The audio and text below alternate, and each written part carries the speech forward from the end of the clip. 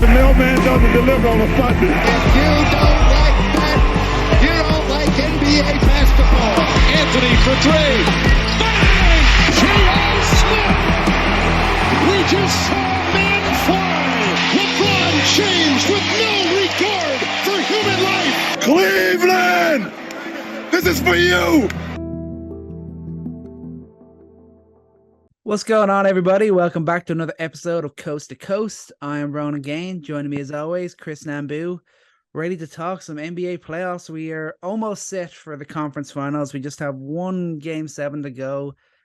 Thankfully, it's a game series. We probably didn't think it was going to go 7 games. It's the Celtics and 76ers, but it's good to see the Celtics digging in and putting that fight on. But before we get into that, we're going to have to start off with a bit of medicine for me, a bit of a talking through the pain of my New York Knicks.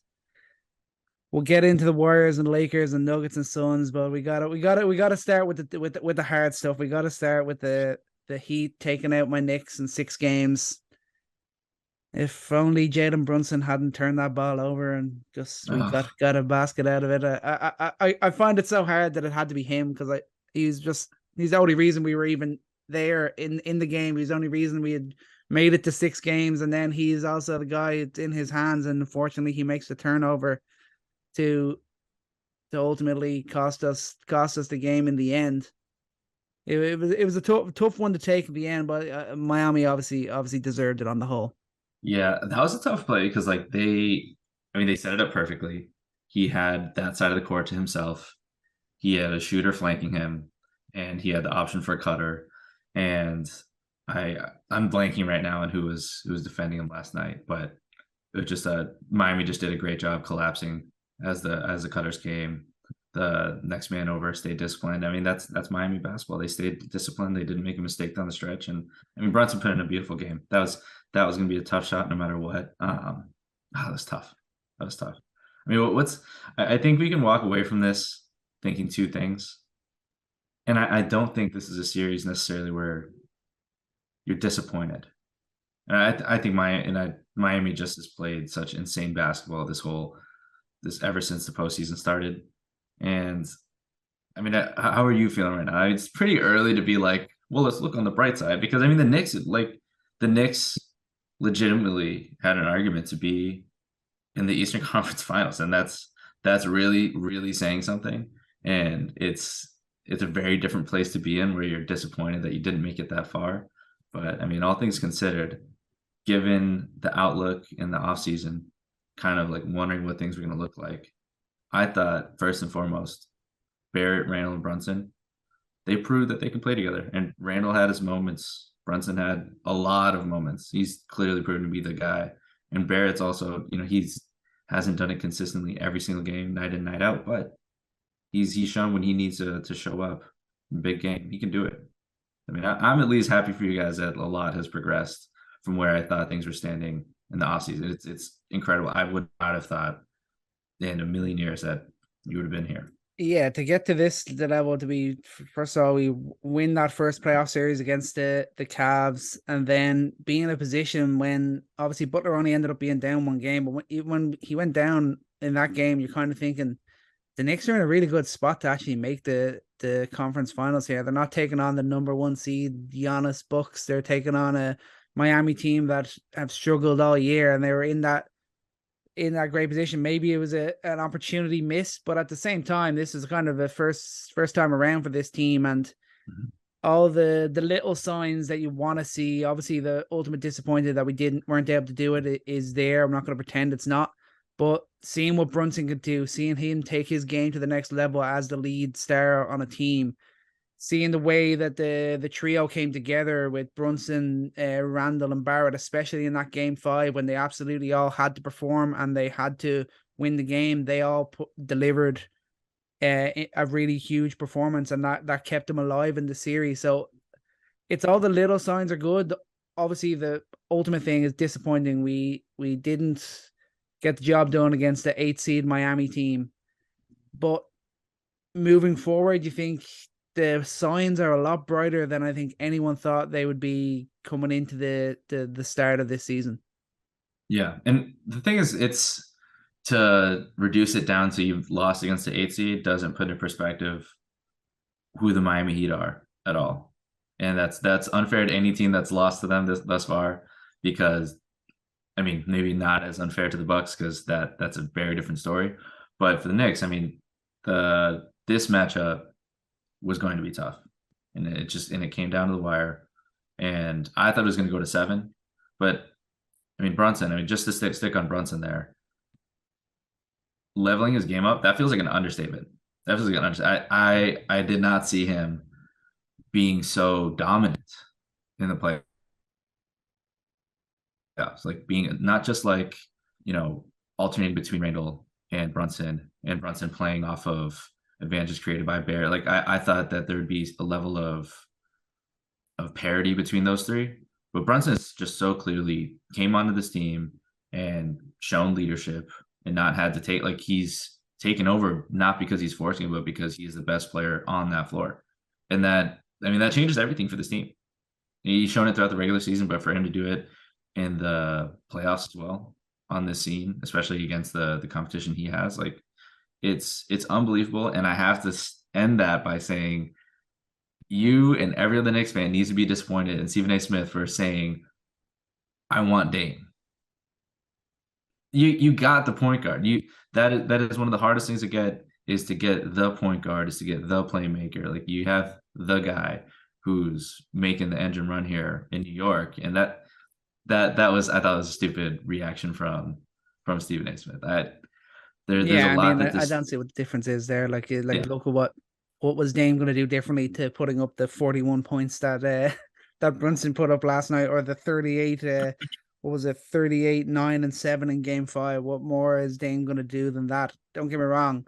You're taking them on the whole. You're just looking at who do you want? You want Brunson or you want Damian Lillard? Obviously, you're going to take Damian Lillard if you have a choice between the two. But we got Jalen Brunson in, and we're not going to give him up. And I don't see a future really with a backcourt of Dame and Jalen Brunson working together for any sort of long-term success. So we're set in that position. Maybe there's other spots that we can look to improve on. Maybe there's a move to be made for some of the other guys within this team. But in terms of the point guard, in terms of Brunson, it's really disrespectful to what he has achieved this year and what he can achieve in the future to instantly say, okay, we want this point guard instead. Absolutely. And I mean, I just brushed on it, but how does this playoff performances from Barrett, how do you feel about him after this? Has he proven to take strides enough in your mind to, I mean, ultimately, like if we're talking right now that you found the guy to build around, if Brunson is that guy, then, and Randall has proven that he's that guy, like, do you have enough there? You'd still need to see another bit of a jump on from Barrett, but I like the improvement I saw. I wasn't really expecting these sort of playoff performances we've seen from him after the regular season. Mm-hmm. I'll be honest, I like the adjustment that he's made in the playoff and the improvement that he's shown. It's definitely given more belief looking ahead. The question mark will still be around him going into next year, depending what way he begins the season. But I think he hasn't solidified himself as the guy who's going to definitely be a part of this Knicks team moving forward. But he's definitely shown signs that, like with the Knicks as a whole, weren't there even midway through the season, even coming towards the end of the regular season. Yeah, I think this is an oversimplification, but I think the one, and I'll get to the positives for sure, but like the one thing that does concern me about those three, that even though they did succeed offensively, like if you just look at the whole, the one thing that consistently is a problem is those three and their 3-point shooting. Mm-hmm. Regular season, for sure, that's there have been times at least one of them is going to do well from beyond the arc. But when things shrink down in the playoffs, all of them shot below 35%. Both Randall and Barrett shot below 30% from three. And there's a lot of great things that they're doing, getting to the rim, operating from mid-range, and getting up on mismatches. I mean, their size with both Randall and Barrett is overwhelming sometimes, but the shooting, especially if you have Brunson there, and like you were saying, if Brunson is that guy, Randall is an off ball, or sorry, not Randall, but Barrett just playing off ball. He had some games where he was hitting, but like for the most part, that just wasn't a shot that people were expecting. So, and again, I've said this year after year, I don't know the long-term need for a guy like him on this team, even though he's shown it. And that's not to say that he hasn't done well with what he's done, but to maximize the greatness that we saw from Brunson, to maximize the physical dominance that we see at times from Randall. I really struggle to see like where Barrett takes this team to the next level. I think he's more, he's a complimentary piece at best. And I'm saying that for a guy who's averaged 19 points in the playoffs. I mean, I applaud him for what he's done, but I don't know. That's just what I walk away feeling. Yeah, I mean, you look at it and you say, if there was the option out there for them to get a guy who could maybe average 13, 14 points a game, but be a more consistent defender and a knockdown 3-point shooter, you're thinking that might be a move that they would have to make. I don't know who that guy is. I couldn't pick him out of a lineup right this second. Could I tell you 2 names who that would be? Go for it. Quentin Grimes and Emmanuel Quickly. Although IQ was, I know I would have liked to have him in those last few games, but he wasn't at the same level in the playoffs that he was in the regular season. Maybe Quentin Grimes could do it. You kind of forget how young this Knicks team still is with a lot of the guys. So it's it could be an element of kind of wait and see, especially if we're looking at it this time next year, and they're in a similar sort of position, which they should expect to be. Like, I mean, the second round, it should be the minimum now expectation for this team going forward. So it's definitely still a bit of a wait and see kind of project with this New York team, because there's still a lot of young players in the team. Obviously, guys like Randall are a bit older. They should be looking to push on. Even Brunson's kind of pushing on there to like 25, 26 now. He'll be looking to really step on in his career. But there's a lot of youth still in this team, and there'll be no need to panic and make any rash decisions in the off season looking at this team. Yeah, not at all. Not at all. I didn't want to get this into like a an off season type of thing, but it was interesting to see the challenges that they faced as a young team and to make it this far. And yeah, I think mostly running it back and Grimes, man, like I was so just impressed with his constant effort, his constant intelligence on the floor. And you can see why the Knicks were so hesitant to let go of him, because he constantly was making the right plays, and you need guys like that. That's guys like him, guys like Josh Hart. I mean, those are guys you need in order to make it to a championship. And to see that out of a young guy like Grimes is just so impressive. Yeah, for sure. And then what about Miami? Better talk about the team that actually won the series for just a little bit. Jimmy Butler again. Obviously, he was the difference maker in the games that the Heat won. Game 1, 25, 11, and 4. Then game 3, 28 points, and 27, 6, and 10 in game 4. Then last night to close out, it's 24, 8, and 4. He's just solid all around. Made big plays when he had to, and he was the difference maker. As much as a lot of the role players stepped up in ways that maybe the Knicks guys didn't, Jimmy was definitely the steadying factor. He was always there. He was always doing what he needed to do, and others just followed in suit.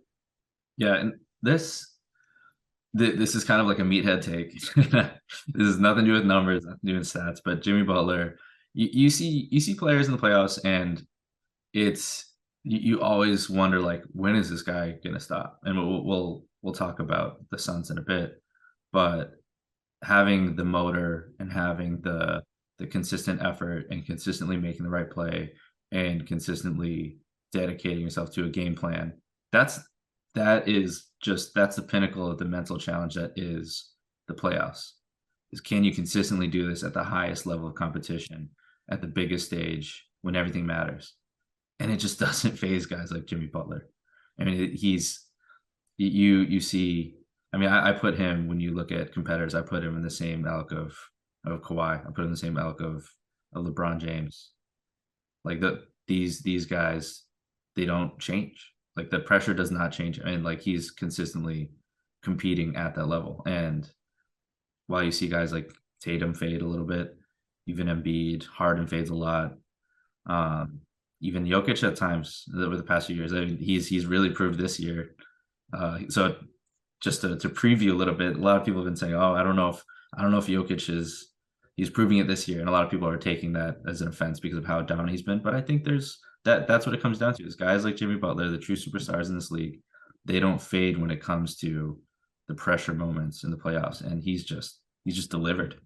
And the Heat, I mean, they're knocking on the door, man. Whoever, well, we'll talk about it in a second, but whoever makes it out of this Game 7 here between Boston and Philly, like they're facing a Heat team that they don't see themselves as an 8 seed. They don't care that they're the 8 seed. Like they know that right now that they have the golden opportunity to make it back to the finals, and they believe they're going to make it back to the finals. They're playing like they're making it back to the finals. I mean, this 3-point shooting streak that they're on, the way that Jimmy Butler's looking, and biggest of all, Bam, how aggressive he's been. I mean, this Heat team is geared up. They're ready, and there's nothing fluky about this at all. No, not at all. And like obviously the additions they made, like having Lowry coming off the bench, he was really superb in the series against the Knicks. 14.5 points off the bench, just under 6 assists as well. Max Strus consistently was hitting around 15 or 16 points a game.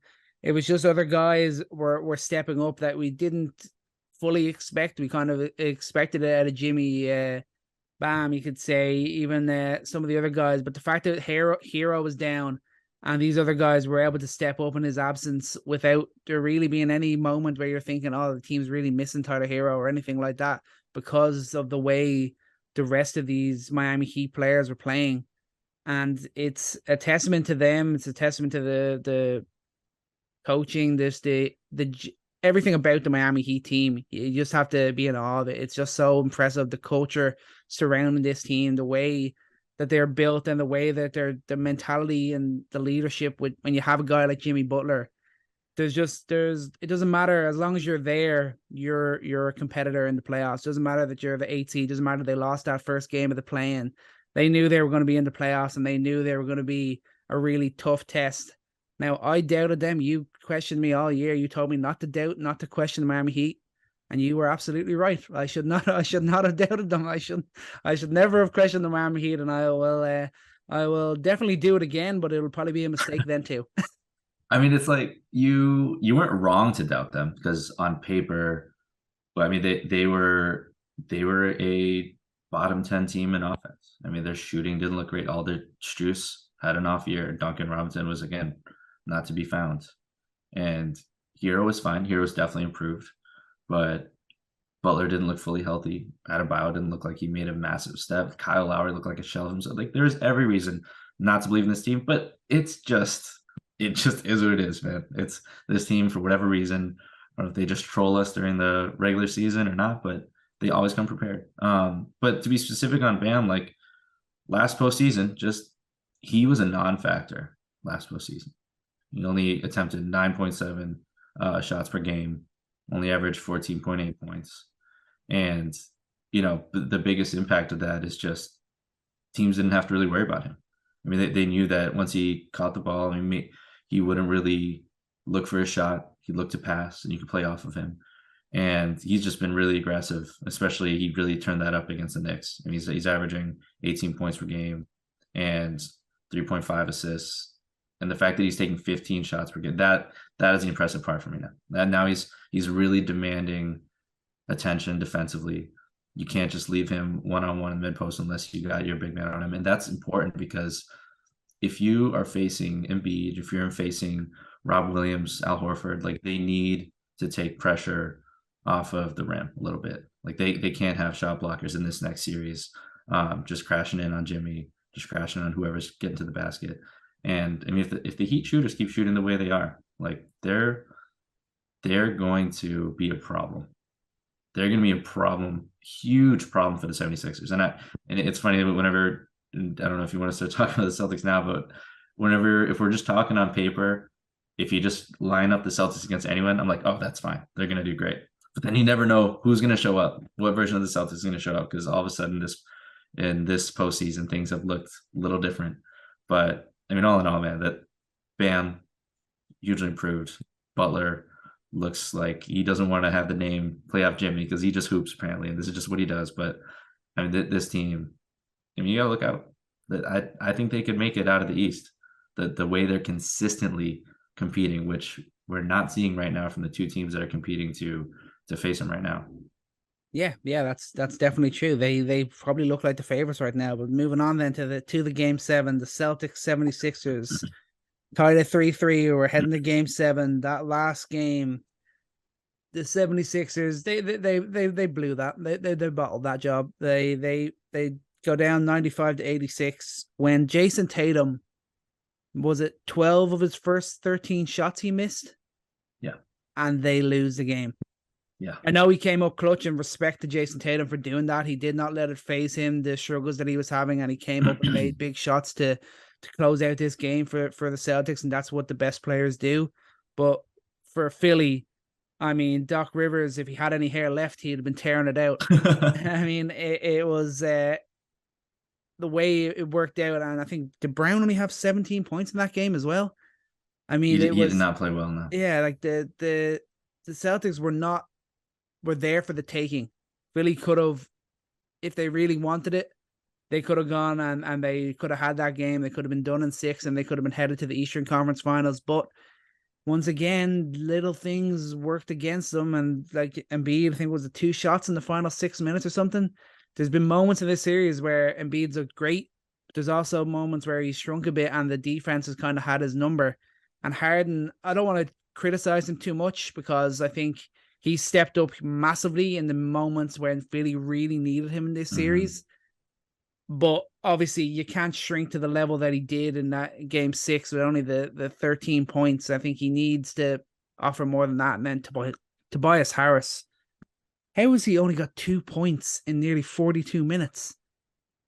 That's just crazy. That's so bad. I mean, Tobias Harris is a guy you question all the time. He's meant to be a two-way wing threat for this team. Really good defense, hits a couple of threes, a couple of maybe fast break plays, and he's the odd game he's going to go off and have you like 20 points, but usually he should be somewhere around the 10 or 12 mark. When he's out there all the time and he's getting loads of shots, he went 1 of 7 from the field and only one of those was a 3-point attempt. I mean, that's just really, really bad. I mean, I don't know how he's going to recover from that mentally. Hopefully it doesn't have a big impact on him. Hopefully it doesn't phase him. But they're going to look now, and it's going to be a question of, can Maxey's liked it in Boston so far in this series. Yeah. He's loved it there, so maybe they can rely on him again. Can Embiid really step up and have his playoff moment? Is Harden due for a bounce back game? He usually likes to have a little drop off and then bounce back with a big performance. Can that happen again? It's going to be an absolute slugfest, this game 7. Yeah, it's going to come down to what Harden shows up and what Tatum shows up. And I mean, ironically, they've kind of oscillated in the same rate. You see Harden get his 45-point game 1, and then you see him get his 42-point game in game 4. So I mean, he's due, right? Like based on the math, he's due. But Tatum, too, like he's really had his struggles in the postseason. I mean, his pull-up shooting has dropped below 25%. And that's just one of the biggest points of his game, is that you have a tough time figuring out pick and roll against Jason Tatum when he's such an elite pull-up shooter. But that's just really declined, and that's really taken away a lot from his ability as a playmaker when you can just play a drop on him. And 76, especially with Embiid, has done a good job figuring that out, even switching Embiid onto him at times. He's just not really created a massive advantage for them on that end of the floor the way that I thought he might. But on the 76ers end of things, Embiid not getting a touch in the last 4 minutes is just unforgivable. And more on that too, that it's not just the fact he's not getting the touches, it's the spacing. And that's something that's just constantly just frustrated me about Doc Rivers, is that I don't know how overblown it is about his coaching, because you see all the memes out there about it's true that he's lost the most 3-2 leads in the league. And he's on the brink of doing it again, really just solidifying his lead in league history as the least clutch playoff series coach ever. But just the simple things about it, you can't blame players for this sort of thing. Like when Ben Simmons was there, it was tough to really blame Doc, but also the positions he was putting Simmons in terms of the spacing and how it really messed things up for Embiid. I mean, those are the same issues you see when you put Tobias Harris out there. He's in the same spots that you put Ben Simmons in that would really muck up the spacing. You see the same thing with PJ Tucker. There's not a lot of emphasis on spacing. That's really important when you have Harden out there. Really, really important when you have Embiid out there. And just those fundamental things about just creating lanes for Embiid and Harden to run a pick and roll. They didn't do any of that in 4 minutes where you needed to win a game, and Harden and Embiid are the most, second to Jamal and Jokic. I mean, that's one of the most unstoppable pick and rolls right now. And you just couldn't get into that. You had 4 minutes. I mean, two buckets, and the stops they were getting, and that's game. And that's the playoffs. That's just, like you're right there. And then the ATO they had when Horford had just an amazing strip on Harden. Just excellent defense, especially after the clunky games he's been having. The fact they couldn't get a shot, they settled for a fadeaway, a mid-range fadeaway from God, this guy can never get his. I have such name finding difficulties with this guy.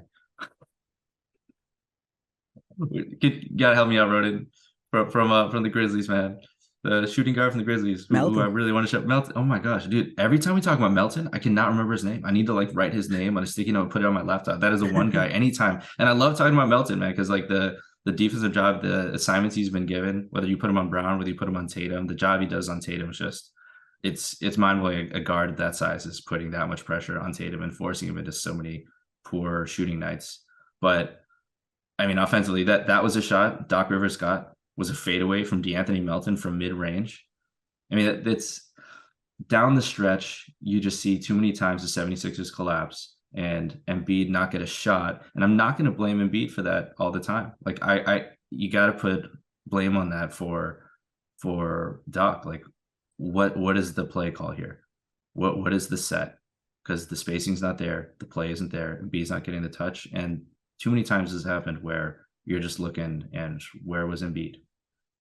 Because he's not getting the ball, and you cannot have that in Game 7. No, absolutely not. I think, and as well with this Philly team, this could be the best opportunity they have of making it to the conference finals, especially in Embiid's time with the team as a playoff competitor. This Celtics team are not humming like they were in the playoffs last year. Yeah, Tatum and Brown are not playing like they were in the regular season. If Philly were ever going to pull it out of the bag, this is the time to do it. This is their opportunity.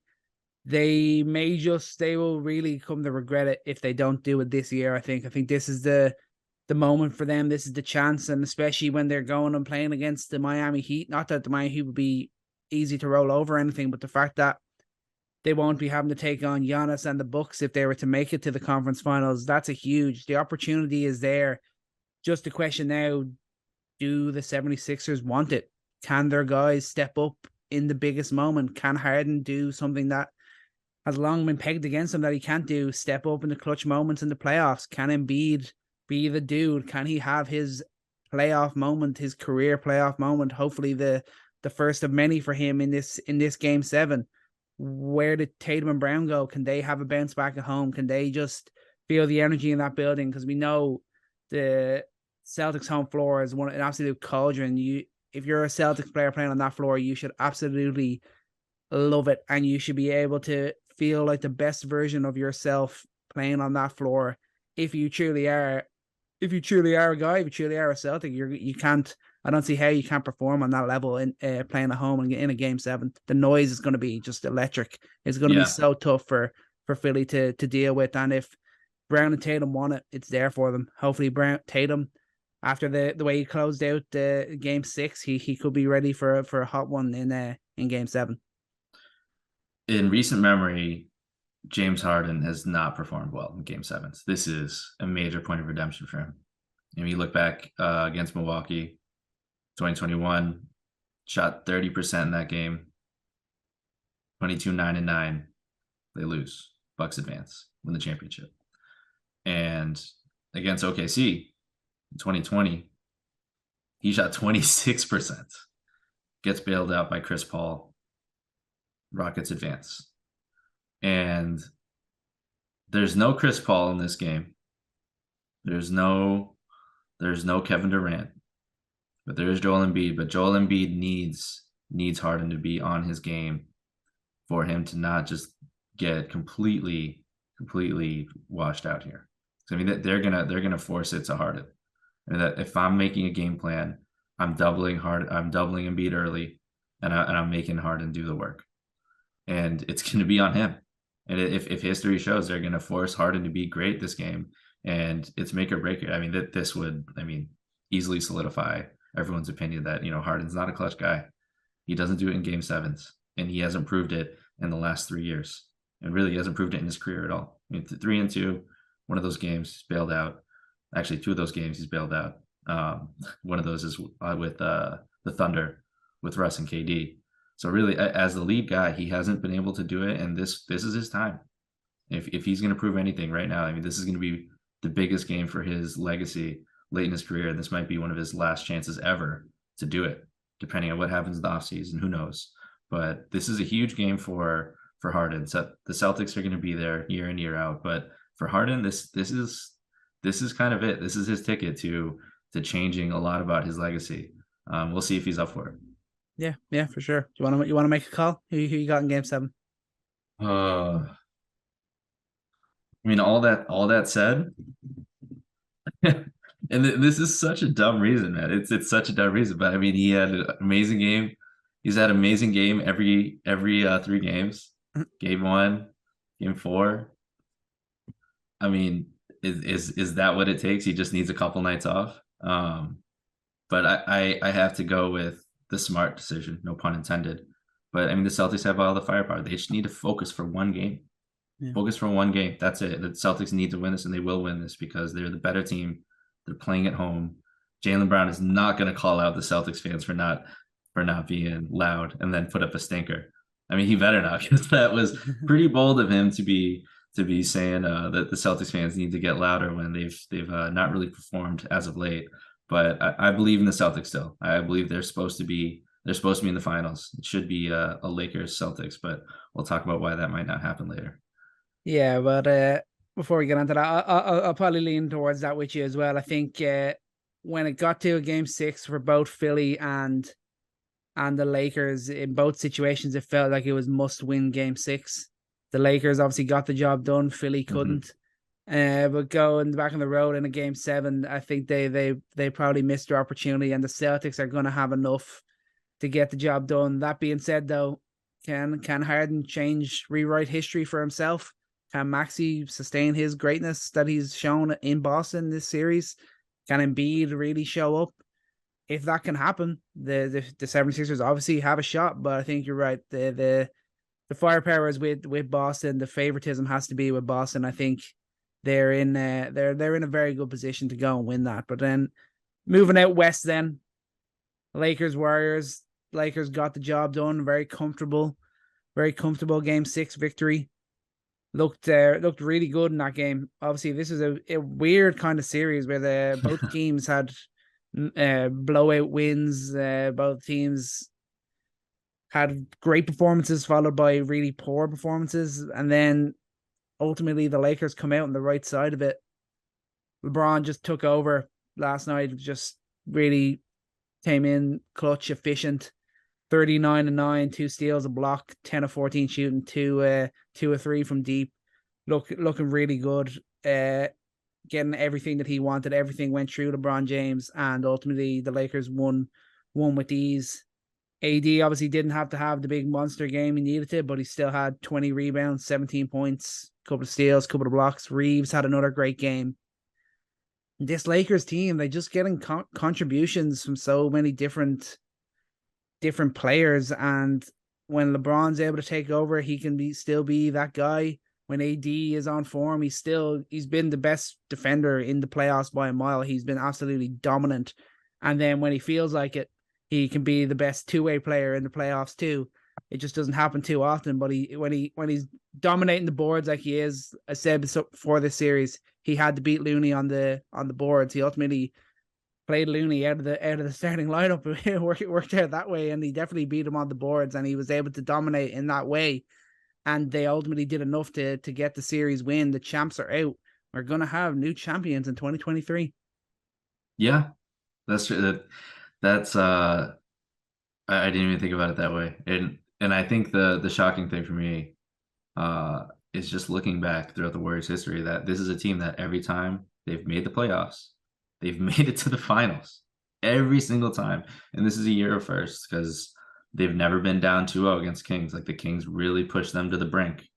You can speculate how taxing that was on the Warriors, how taxing that was on Curry, how taxing it was on Clay, who, you know, he's not played a full season yet since his injury. And this is a change. I mean, they've only gone down 3-1 before, and that was an infamous year that they beat KD, and KD came back to them the next season, and the rest was history. But the Lakers really, they're proving everything we talked about. If we're sticking on the Lakers here, they proved everything we talked about at the end of the regular season, that they looked like they were primed. And Darvin Ham needs his credit for all the adjustments he has made throughout that series. I mean, the reason it went back and forth so much is because of, you know, how they, especially AD. I mean, everything tilted on AD, even though he had off nights offensively. I mean, everything in this series was about Anthony Davis, in my mind, is how just like game breaking he is as a rim protector, how game breaking he is, you know, switching out onto shooters, and how uncomfortable he makes an entire team just getting to the rim. And the Warriors did a lot to combat that with their screening, rescreening, with how much they pulled Anthony Davis out to the 3-point line in the middle of the series. But I think as a team, the Lakers really came together. And I mean, Schroeder came up clutch defensively. Austin Reeves, the way that he just stayed on the floor. I mean, that sounds like a pretty lame compliment, but you could keep this undrafted guy, a guy that, you know, I think we had zero expectations for the new year, and definitely not these expectations even when we were giving him praise as a great role player. I mean, this guy defended Steph Curry. This guy hit shots when it mattered. This guy continued to make the right pass. I mean, even fighting for boards. I mean, this guy's done everything. So just, and then another quick shout out, who showed up 2 games ago out of nowhere in the fourth quarter. I mean, their role players have just really delivered, and they were ready. I mean, these guys are not going to deliver every single night, but somebody's going to step up to the plate.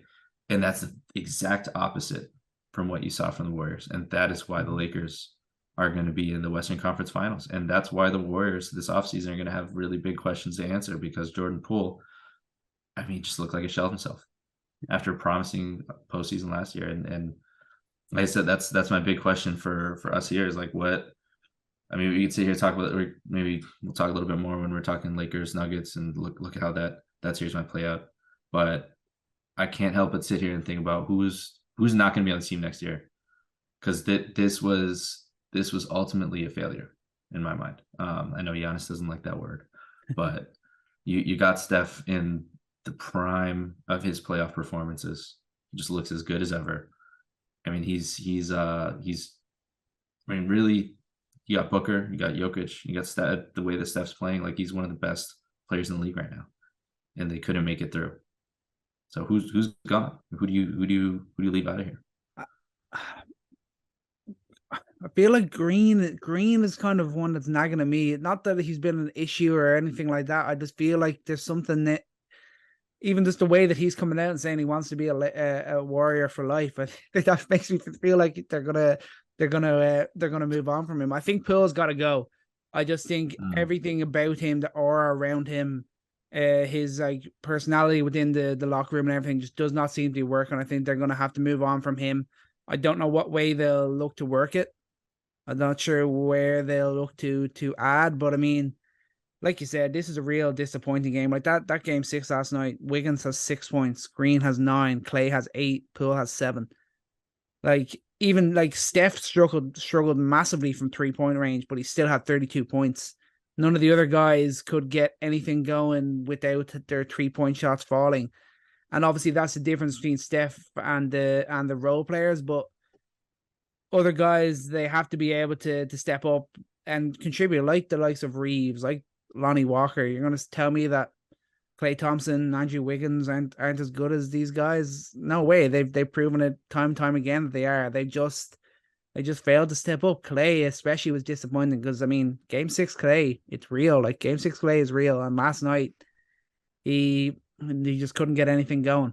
And it was disappointing. It's hard to go in on him too hard because, I mean, sometimes the shots just aren't falling. But on the whole, I think Klay was a bit disappointing over the course of the series. He had a couple of good games, but for the most part, he wasn't the number 2 that Steph needed him to be, and that's a difference to why the Lakers were able to get the job done here. But it's going to be an interesting offseason for the Warriors. They could so easily run it back the exact same way, but I think at least Jordan Poole will be moved on from this team. Yeah, it's, I think, best for both parties. Mm-hmm. And I mean, that I think it was really a trickle down effect because Clay's taken the most threes, the most shots that he has in his career in the playoffs. And that, not even talking about his shooting percentage there, that shouldn't be the case on a team where theoretically you've built a team that's quote unquote bridging team with young depth. Team that's supposed to get out and run and get more shots up because they got young guys out there.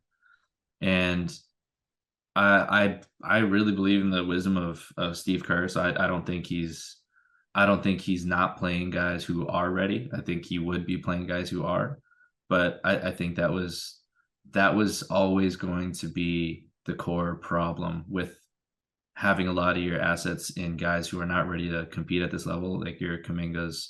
I mean, Moses Moody had his moments here and there, but guys who can consistently get out there and confidently compete at this level.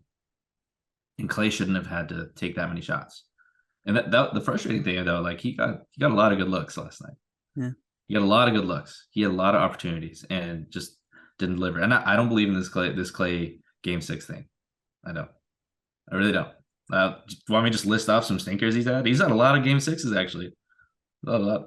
8 points last night, 12 points against Boston in 2022, 9 points against the Clippers in 2019, 5 points against Cleveland 2015, 9 points against Clippers 2014, 10, 7 in that same year. So I don't know how real that is, guys. I mean, he's had some crazy games for sure. I mean, he's had a few 30-point games, a 40-point game, infamously against OKC, which is, where that term got coined. As long as you have enough of the crazy ones. Yeah, that's all people remember. The bad ones, Exactly. So, I mean, he wasn't like due. And so it's insane that people thought that. But it's a shame. It's a shame to see Curry go out. But I think LeBron might have made this the last time they have this team, as currently constructed, ever face a 3-1 deficit. Because I think there's going to be major changes. And a little housekeeping on the Warriors, which we'll probably see in the offseason. But they don't know if Bob Myers is going to stay there as GM.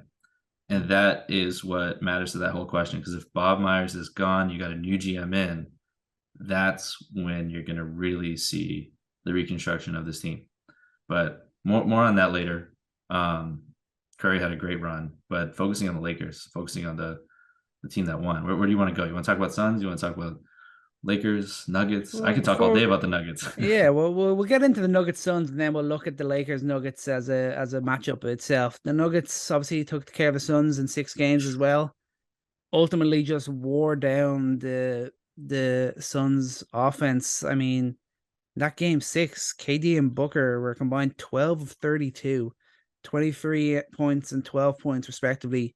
KD didn't have a single 3-point field goal attempt. And the Nuggets were up by 30 points at the half. Just like in Game 7 last year, the Suns just capitulate when it gets to the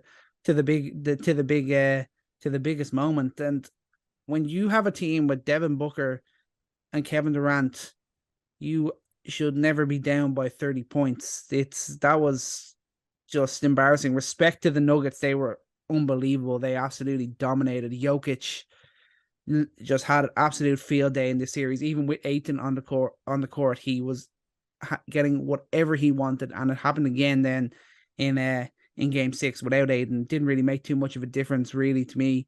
I think Jokic was going to have his way regardless of who the Suns had out there on the floor.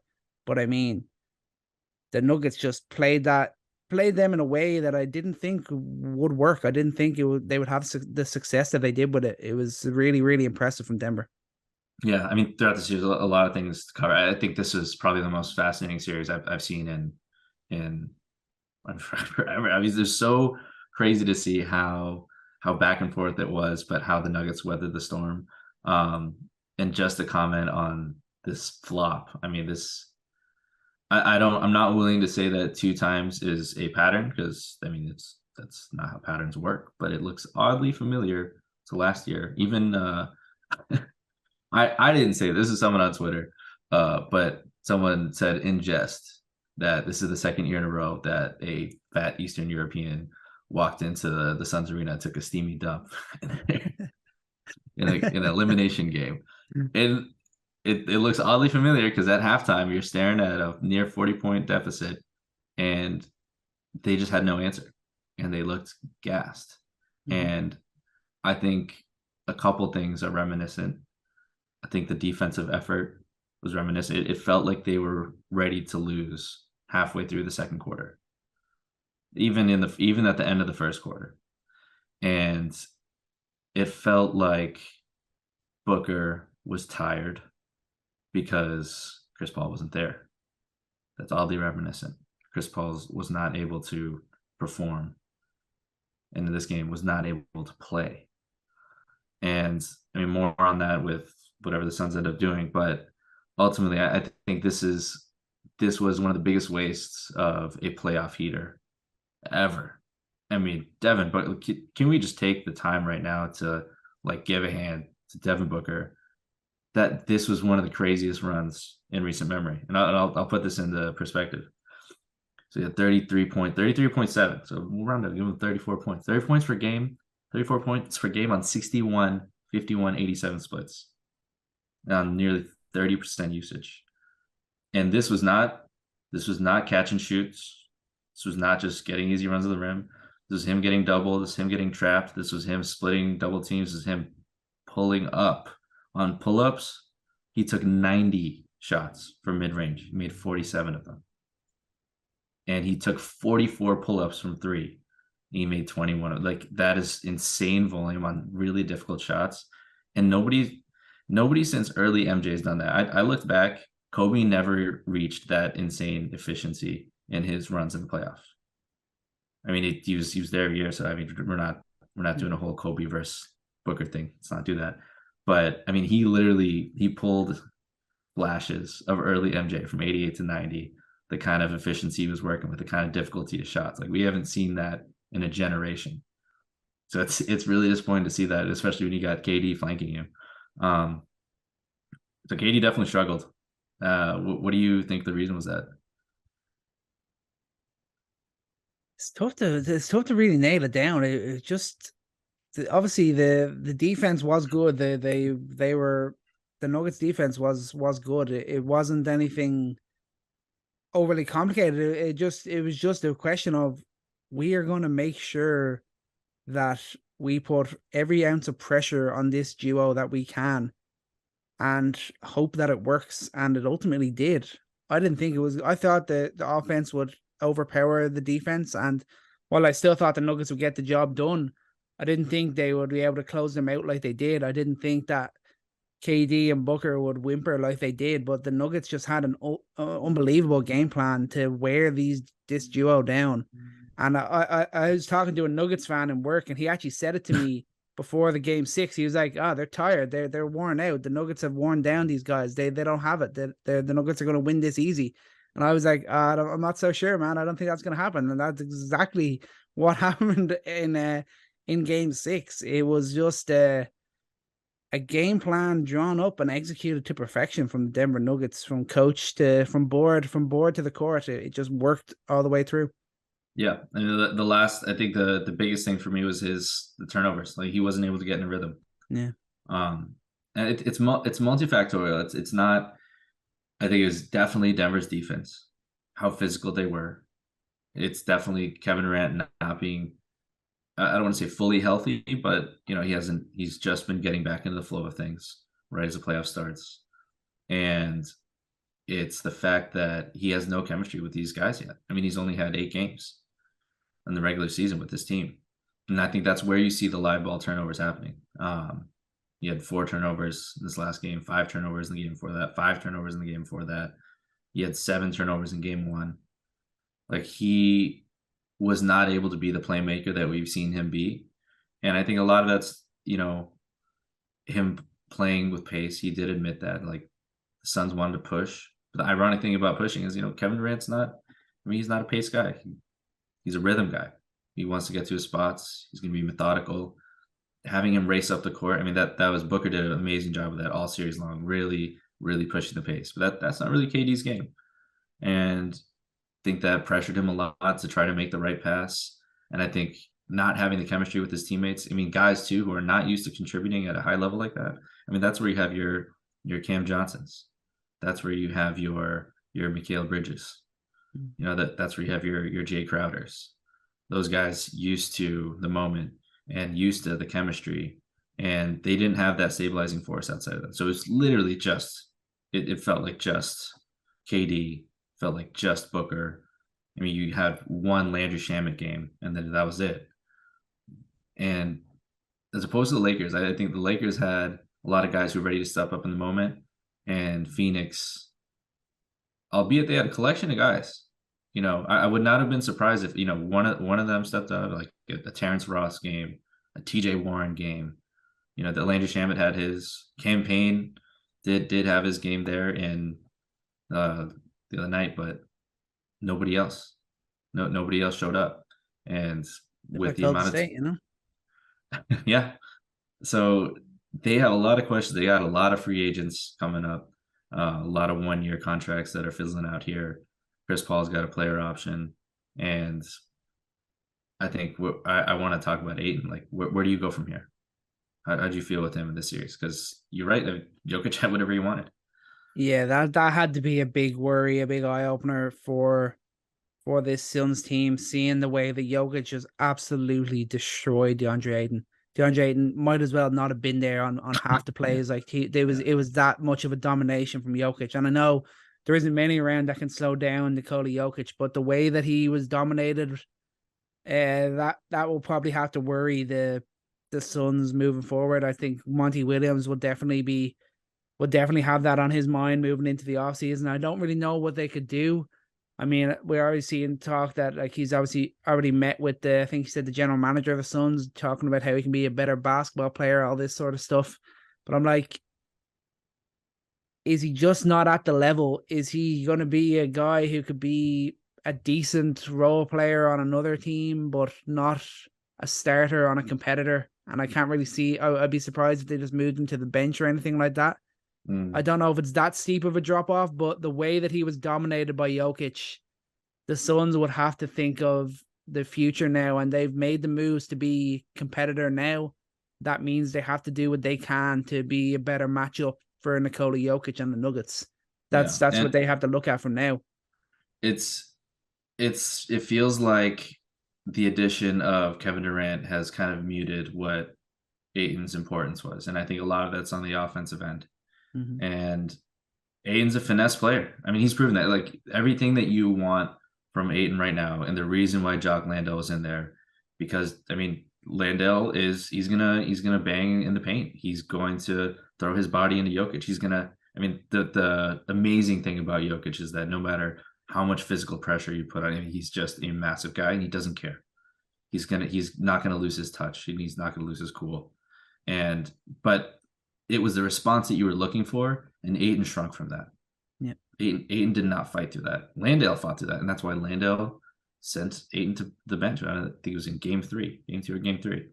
And I applaud Aiden for playing through that injury. It seems like he really played through a lot of pain last game, but he did not have the toughness for your 7-footer that you needed in a key series like this without Chris Paul there. And that has nothing to do with him getting injured. It was even before that, but the pressure that he put on Jokic was not enough. His fighting for boards, fighting for position, and even just protecting the rim. There's just all the things that that's not necessarily his calling card. He can do it, but that's not what he's there for. And those are the little things you desperately need from a player that's going to play alongside Booker and Durant. Like that's the kind of thing those kind of contributions. And to be investing that much money, and that's going to be the GM question this summer. It's like, can that much money be dumped into a player that isn't necessarily really adding to the championship potential of this team? A kind of similar question I was asking about Barrett is that, are these players, this is the evaluation you need to make after a playoff run, are those guys really going to add to what the ultimate goal is here? And it's another season of him proving that, he's a talented guy for sure. Absolutely. Top 10 center, maybe. Yeah. But on this group, this isn't a long-term fit. Mm-hmm. Chris Paul is proven he's not going to be there in the playoffs when you need him. And you just dumped everything for KD. And so there's going to be a massive, massive overhaul for the Suns. Yeah, lots of adjustments to be made, possible moves as well. It's going to be an interesting offseason for both the Warriors and the Suns. It feels like it's not one where you're like, oh my God, panic, they have to change this, have to change that. But there's definitely smart moves that need to be made for them to be in a better position to get back to competing next year. And then what about the Nuggets? Before we look at their series coming up with the Lakers, just how good have they been in this playoff so far? With every game, it just slowly looks like they're becoming the favorites for the title. I was not overly confident heading into the playoffs, but with the series with the T-Wolves, and then looking how they just dismantled this Phoenix Suns team, it's been scary impressive from this team. And the way Jokic is performing, the way Murray's looking back to his best, the contributions they're getting from the likes of KCP, the way the defense is working as a whole, this Nuggets team is scary. Yeah, they did so many things well. And before we dive into the obvious, I just need to point out that the players that are going to go unnoticed, not to Nuggets fans, not to people who are really watching, pay attention, but over the years, you're just waiting, get Jokic help, get another star there, blah blah blah. They re-sign, they extend MPJ, and he's been huge. They get Aaron Gordon, not really blockbuster, but look what he's done. Look at the defense he's played. Look at how physically overpowering he's been to whenever teams want to play small. And then you look at KCP was looked at as just that's a salary dump. He's been one of the most important players and most consistent shooters in the playoffs, playing one-on-one defense against Kevin Durant. You know who else is playing one-on-one defense on Kevin Durant? Bruce Brown. Yeah, mid-level. Except he literally got him for essentially free on the I knew he was, after watching him with the Nets last year, I knew he was going to be a great addition to this team. Oh my gosh. And it was such like a nerdy little thing we talked about in the offseason, like, oh, Bruce Brown and the Nuggets. But look in the playoffs, man, like that guy is just perfect, absolutely perfect in a Jokic team, and got him for nothing, literally nothing. And he's just been amazing. The defense he's played and his ability off the dribble too. He's gotten so much more confident, not just being like a roll man, which is what got him really popular in Brooklyn, but not just a roll man, like giving him the ball. I mean, he's going to run a couple pick and rolls. He's going to run some handoffs with Jokic. He's going to shoot off the ball too. He's been a fine shooter, but the defense too. I mean, without him, I don't think they wear down Booker. I know they don't wear down Booker without Bruce Brown. Absolutely not. And last but not least, like, this is a classic late first round pick for a really smart organization that's trying to contend. Christian Braun. I mean, that guy who nobody's talking about him out of the draft. Nobody's talking about him in the regular season, but he consistently got minutes, consistently played defense, and you see that in the playoffs. You can throw a rookie onto KD, you can throw a rookie onto Booker when they're both in the heat of the playoffs. And that's really impressive. So I didn't want to miss on talking about those guys before we talk about the greatness of Jokic and Murray. But just as a whole, the depth of this team is so undersold for a team that was we looked at as one of the least deep teams last year because of all the injuries, but they do look like the favorites in my opinion, just because of how deep they are and how intense they can play defense. Like the defensive intensity wore down the hottest shooting streak in the playoffs that we've seen in years. Yeah, like I was insanely impressive the way that they were able to break down Devin Booker, the way they were slow him down, slow Kevin Durant, two of the best scorers in the entire NBA, and they were able to really cool them off to an extreme level and do it so that they were able to close out the series with ease. And then obviously I questioned Jokic before the playoffs. Could he be that 30-point per game scorer in a winning team? Absolutely he can. He absolutely has dominated in these playoffs. Is Jamal Murray still at the level that he was back in the bubble?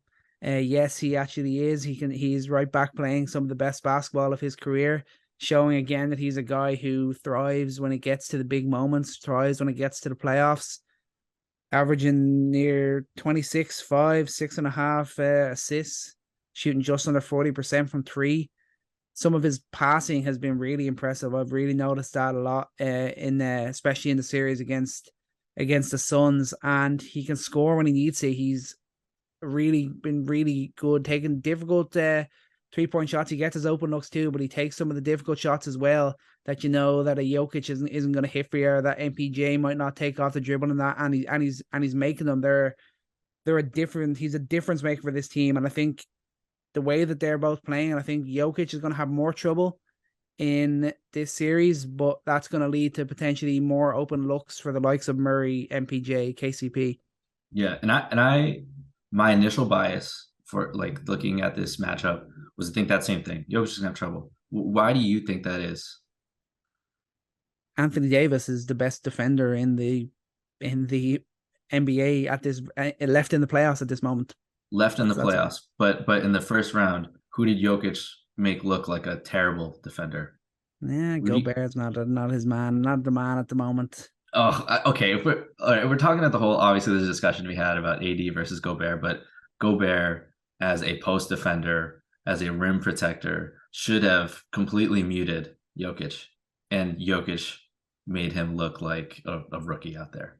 That's true. And the way that Jokic blew through Gobert, the way that he really, I mean, I think Jokic is a special player, man. Like he's that kind of guy that defense doesn't matter, not because of his talents, because of his IQ. And that's what really struck me about the series. And that's why I understand why that maybe the terminology is wrong when some of these talking heads are saying like he's proved to blah blah blah. But I forget who said it. It was Jalen Rose said he's officially superstar now. That was stupid. Like he's been a superstar for the past 5 years now, but he has proven to be an unstoppable player. Yeah, we'll clarify now. When I say I think he might struggle a bit more. I'm talking like he might only average like 26 points a game, but he'll be up there with like 12, 13 points. That's what I'm talking when I'm talking his struggles. He won't be as dominant as he was in the last series. I think this will be the sternest matchup that he's faced, and he'll also have to be better defensively going up against AD. That for sure. Yeah, we can't remember that game Embiid had against Jokic in the regular season. That second half performance, the AD can do that to Jokic in 2 or 3 games at least in this series, and that if that happens, that gives the Lakers an edge. Yeah, I think that's going to be the difficult piece. Is they're facing a very different beast here. They're going to be asking their wings to, instead of matching up man on man with Booker and KD, to try and harass and pressure Anthony Davis and LeBron James. But I think that's going to be the battle there. So Lakers are not stopping Jokic on the offensive end. I mean, Murray and Jokic, I'll just throw some numbers out there. I mean, you throw the ball out of Jokic's hand as a screener, this is an insane number. I'll put it in perspective. Like this is far and above any other screen man. He's 1.24 points per possession. That's ungodly when he's screening, and when he's cutting, 1.17 points per possession. No matter what action you're putting Jokic in, when you boil it down, they're scoring. You double him, that's a nightmare. That's anyone's going to be scoring on the court. You take the ball out of his hands, he's cutting, he's screening. And as a shooter, I mean, the shooting is crazy to me from Jokic. He's shooting over 40% now, 48% from three. I mean, halfway through the season, that was something that's kind of fallen away. He was shooting below 35%. And then he ended the season shooting 38. And now he's jumped up. Like, it's mattered now. So nothing you're going to do right now is going to pressure Jokic. Also, I want to say he's leading the league by a staggering amount in offensive rebounds and has 40 putback points right now. There's no one even close to that. But the defense, yeah, that's something that's going to be worrisome. How do you think they're going to deal with Davis then? Who do you put on him? I guess we would you see the likes of, I don't think that they're not going to do anything with like MPJ or anything, but I think you could see KCP, Bruce Brown. I know they've got a serious height deficiency on that, but you could see them kind of making the push in on that in terms of like doubles and that, getting around Jokic, getting those quick hands around there. So if AD's just focused on him, they've got someone else in there that can strip the ball and different things like that. I think it's going to be a tough matchup. I think they're in game one. I think they'll give Jokic the benefit of the doubt and they'll see what he can do, see what way AD decides to, if he wants to show up or not. But something's going to have to give in this game. I believe both teams are 6-0 at home in the playoffs. Mm-hmm. Is something going to have to give here? The Lakers have won game one in the previous two series to flip the switch on home advantage. Can they do that again? Will they be able to with this Nuggets team? They're just as dominant as a home team. They are the most dominant team currently in the playoffs. It's just going to be such a fascinating matchup. I'm tempted to give the Lakers just the edge, even though I just believe that AD can dominate enough to give the Lakers that little bit more advantage than the Nuggets can on the Lakers. But I think at the same time, if the team defense of the Nuggets is at the same level as it was in the series against the Suns, then you'd have to favor the Nuggets. Yeah. If the Lakers can pressure the pick and roll, that would change a lot. If AD's in drop coverage is going to really take away Jokic's floater, which is a big part. A lot of things start to stream from that would be a major advantage. But that's to be seen. And this is going to be an excellent matchup because Darvin Ham's, I mean, if Darvin Ham is able to make adjustments for the Warriors, the amount of screening they do, I mean, the Nuggets are another beast, and that I think the Warriors get so much credit for their off-ball movement and the creativity they have offensively. When the Nuggets, they're a different style for sure, but they're equally as impressive with the kind of actions they run and how they really make defenses overthink, especially when you have Jokic quarterbacking. But I mean, they have the greatest defensive weapon. The Nuggets have the greatest offensive weapon. The Nuggets have guys who are willing to get at, like Murray's going to take a million shots and he's not afraid of the moment. And the Lakers have shown that, I mean, Austin Reeves is not afraid of the moment. It's crazy to say. And I mean, this is LeBron James time. I mean, this is one of his last runs. I'm really excited about this, man. I know that you're going to see amazing LeBron games. You're going to see amazing Jokic games. You're going to see all the little things. I could talk forever about, all these guys. I mean, the way MPJ has stepped up in certain moments, Aaron Gordon stepped up in certain moments, and the way that all these Lakers guys have stepped up, like both these teams, this should be a 7-game series. And I feel pressured to pick because it's such a toss up. But I mean, where do you feel like this is going to go in 7 games? I think I'm gonna take AD to win the battle with Jokic and the Lakers to win it. That's what I'm gonna go with. Yeah, my prediction is that this comes down to AD's toughness, and I've questioned AD's toughness, and I think Jokic has physically overpowered. He uses finesse to frustrate, and his physicality to overpower all throughout the postseason. And it would take a serious shift in character for Anthony Davis for 7 games to play through that physical frustration. And that that would be a major shift for me to see Anthony Davis do that. But I don't think he has it in him. I'm taking Nuggets in 7. Nice. Oh, well, we're on opposite sides of it from here. So but we're both going with Celtics in Game 7, and then we're on opposite sides of it on the other side. But what about we can't make a prediction on Miami and whoever they might face just yet. So we'll have to preview that in the future. But obviously, we're looking forward to that Sunday. What do we got? We're 8:30 Irish time, 3:30 p.m. Eastern time for that Game 7. If I assume everyone will be tuning in. That is sure to be a battle. Last Sunday's game was an absolute epic. The 76ers winning it in overtime. I expect this one to be just as tight a battle, and hopefully with Embiid and Harden producing some magic to get the W for the 76ers. But until then, that's it from us for now. Thank you all so much for listening. My thanks to Chris for joining me. And remember, you like what you're hearing, please subscribe, comment, give us a like. Check us out on social media. We are everywhere at Coast to Coast NBA. And most importantly, take every shot and love every moment. Peace out.